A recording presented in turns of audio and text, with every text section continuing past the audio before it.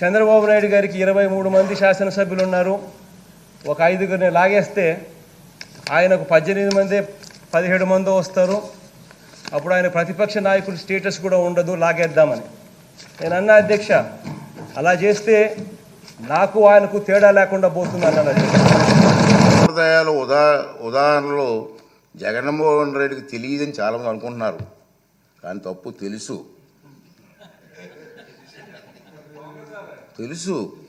ఎందుకంటే 2019 జూన్ 13న ముఖ్యమంత్రి హోదాలో ఆయన ఇదే సభలో ప్రసంగిస్తూ చెప్పిన మాటలు మనందరం గుర్తు చేసుకోవాల్సిన అవసరం ఉంది.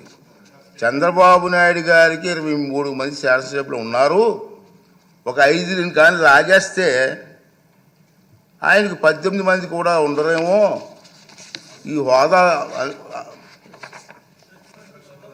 17 మంది ఉంటారు, అప్పుడు ఆయన ప్రతిపక్ష నాయకుడు స్టేటస్ కూడా ఉండదని చెప్పి ఇదే జగన్మోహన్ రెడ్డి గారు ఈ హౌస్లో మాట్లాడిన సంగతి మీ అందరికీ తెలుసు.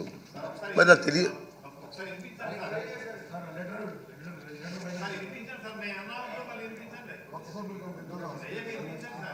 అదే చెప్తాం కదా.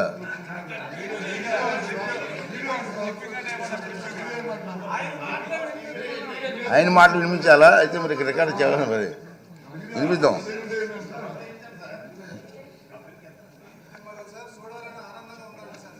అతనే చెప్పారు నీకు హోదా పోయేదానికి అవకాశాలు ఉన్నాయి. మరి తెలియదని మాట అది వాస్తవం కాదని చెప్పని అందరికీ అర్థమవుతుంది. ప్రతిపక్ష నాయకుడిగా గుర్తింపు పొందాలంటే సభలో కనీసం 10% సంఖ్యాబలం ఉండాలన్నది నిబంధన గురించి ఆయనకి స్పష్టంగా తెలుసునని సభాముఖంగా ఆయన చెప్పిన ప్రసంగం రుజువు చేస్తుంది. ఇలా కోరి మతిమరుపు తెచ్చుకోవడం మాజీ ముఖ్యమంత్రిగా, మాజీ ప్రతిపక్ష నాయకుడిగా ఆయన హోదాకు తగిన కాదని నా అభిప్రాయం.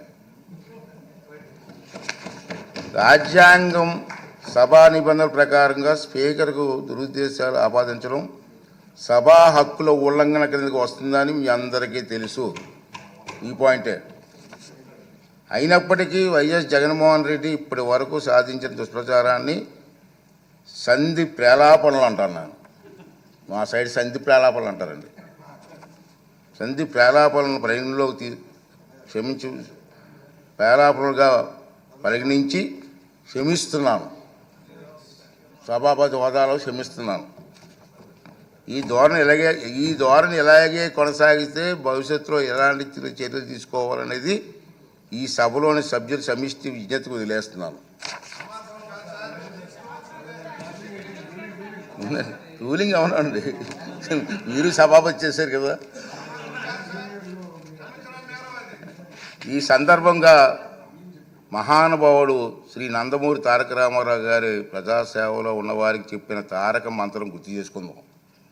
తారక మంత్రం సార్, ప్రజలే దేవుళ్ళు, సమాజమే దేవాలయం. ఈ శాసనసభ ప్రజలు అనేక దేవుళ్ళు నేరుగా ఎన్నుకున్న దేవాలయం. మళ్ళీ ఒకసారి రిపీట్ చేస్తాను, ఈ శాసనసభ ప్రజలు అనే దేవుళ్ళు నేరుగా ఎన్నుకున్న దేవాలయం. ఇది మనకు దేవాలయం లాంటిది. స్పీకర్గా నా బాధ్యత ఈ దేవాలయానికి నేను పూజారిగా పనిచేస్తున్నాను మాత్రమే, అంతే కదండి. దేవుడు తిరస్కరించిన వరాన్ని పూజారి నుండి ఆశించడం ఎంత తప్పు కదండి. దేవుడి నిర్ణయం 11 మంది ఇచ్చాడు, నన్ను ఏం చేస్తాను? పూజారిగా నేను ఏం చేయగలను?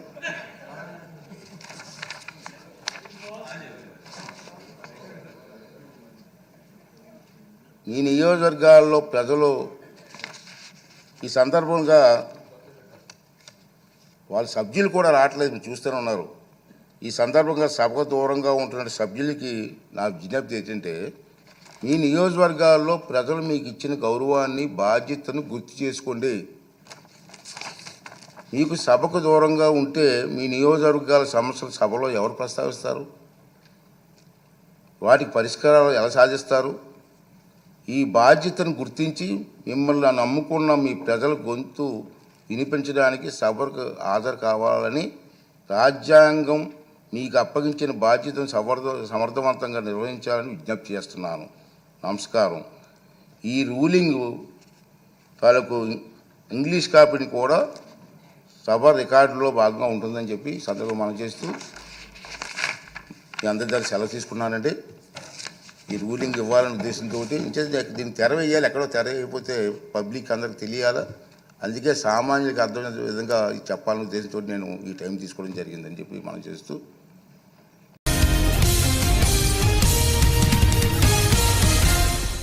చంద్రబాబు నాయుడు గారికి 23 మంది శాసనసభ్యులు ఉన్నారు. ఒక 5గురిని లాగేస్తే ఆయనకు 18 మంది 17 మందో వస్తారు. అప్పుడు ఆయన ప్రతిపక్ష నాయకుడు స్టేటస్ కూడా ఉండదు, లాగేద్దామని. నేను అన్నా అధ్యక్ష, అలా చేస్తే నాకు ఆయనకు తేడా లేకుండా పోతుంది అన్నాను. సంప్రదాయాలు ఉదాహరణలో జగన్మోహన్ రెడ్డికి తెలియదని చాలామంది అనుకుంటున్నారు, కానీ తప్పు తెలుసు.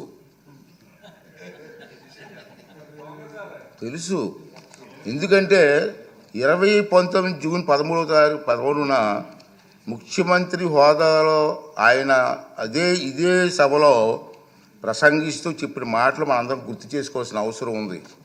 చంద్రబాబు నాయుడు గారికి 23 మంది శాసనసభ్యులు ఉన్నారు, ఒక 5 కానీ లాగేస్తే ఆయనకి 18 మంది కూడా ఉండరేమో, ఈ హోదా 17 మంది ఉంటారు, అప్పుడు ఆయన ప్రతిపక్ష నాయకుడు స్టేటస్ కూడా ఉండదని చెప్పి ఇదే జగన్మోహన్ రెడ్డి గారు ఈ హౌస్లో మాట్లాడిన సంగతి ఈ అందరికీ తెలుసు. మరి అది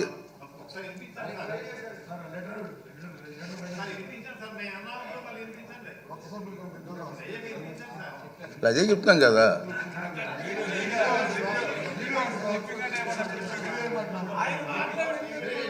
ఆయన మాటలు వినిపించాలా? అయితే మరి రికార్డు చేయాలి, మరి వినిపిద్దాం.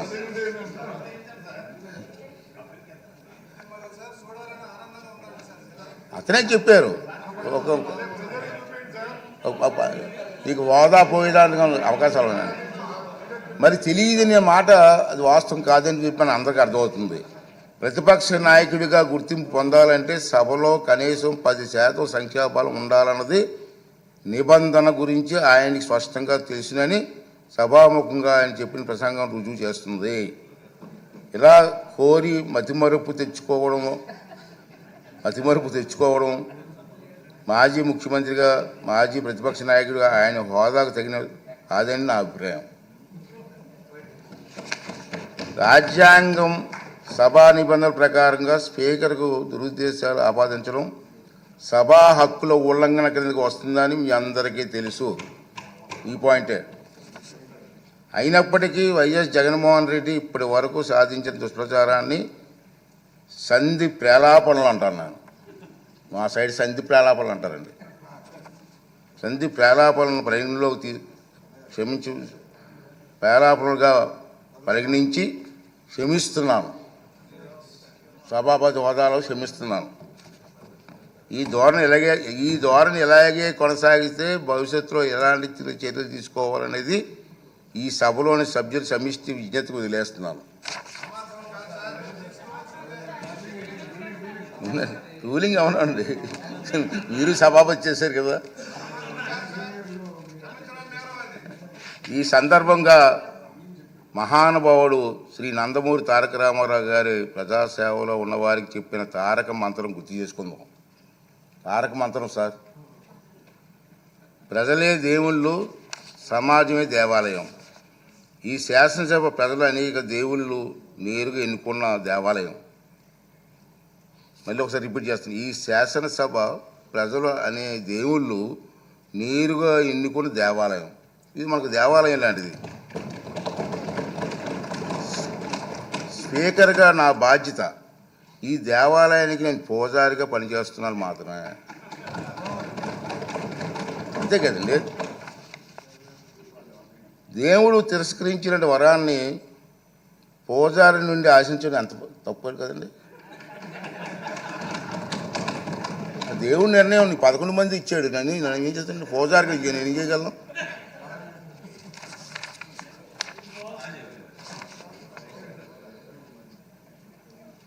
ఈ నియోజకవర్గాల్లో ప్రజలు ఈ సందర్భంగా వాళ్ళ సభ్యులు కూడా రావట్లేదు, మీరు చూస్తూనే ఉన్నారు.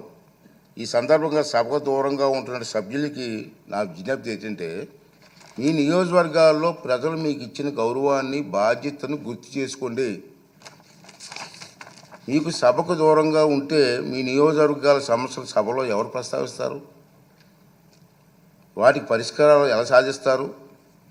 ఈ బాధ్యతను గుర్తించి మిమ్మల్ని నమ్ముకున్న మీ ప్రజల గొంతు వినిపించడానికి సభకు హాజరు కావాలని, రాజ్యాంగం మీకు అప్పగించిన బాధ్యతను సమర్థవంతంగా నిర్వహించాలని విజ్ఞప్తి చేస్తున్నాను. నమస్కారం.